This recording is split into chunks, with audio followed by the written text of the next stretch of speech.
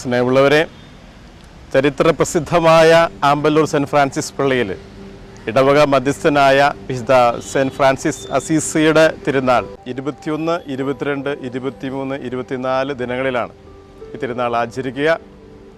ആമ്പല്ലൂരിലെയും ഈ സമീപപ്രദേശങ്ങളിലെയും നാനാജാതി മതസ്ഥരായ സകലരും വന്നു ചേർന്ന് വണങ്ങുന്ന മുത്തപ്പനാണ് ആമ്പല്ലൂർ പള്ളിയിലെ സെൻറ്റ് ഫ്രാൻസിസ് അസീസി പുണ്യവാണ്.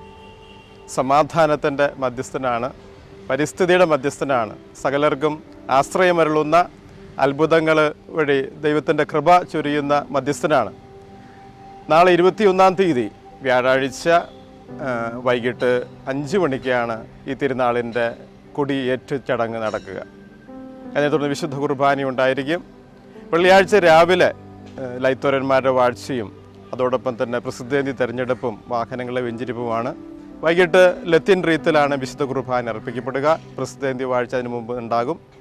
ശനിയാഴ്ച രാവിലെ വിശുദ്ധ കുർബാന 7 മണിയോട് ചേർന്ന് വിശുദ്ധ കുർബാനയ്ക്ക് ശേഷം ദിവ്യകാരുണ്യ പ്രദക്ഷിണം ഉണ്ടാകും. വൈകിട്ടാണ് തിരുനാളിന് ഒരുക്കമായിട്ടുള്ള വേസ്പര നടക്കുക, വൈകിട്ട് 4:30. അതിനുശേഷം പട്ടണ പ്രദക്ഷിണവും തിരുശേഷിപ്പും തിരുസ്വരൂപവും വന്ദനവും ചുംബനവും ഒക്കെ ഉണ്ടാകും. ഞായറാഴ്ചയാണ് തിരുനാൾ ദിനം. ഞായറാഴ്ച തിരുനാൾ ദിനം രാവിലെ 10 മണിക്കാണ് ആഘോഷമായ തിരുനാൾ പാട്ട് കുർബാന. പ്രസിദ്ധ ഗായകനായ വിപിൻ കുരിശിതറ അച്ഛനാണ് വിശുദ്ധ കുർബാന അർപ്പിക്കുക.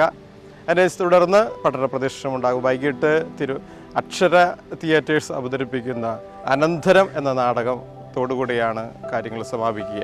എല്ലാവരെയും, എല്ലാ നാനാജാതി മധ്യസ്ഥർ എല്ലാവരെയും പ്രത്യേകമായിട്ട് ഈ ആമ്പല്ലൂർ മുത്തപ്പൻ്റെ നടയിലേക്ക് ക്ഷണിക്കുന്നു. ദൈവം അനുഗ്രഹിക്കട്ടെ.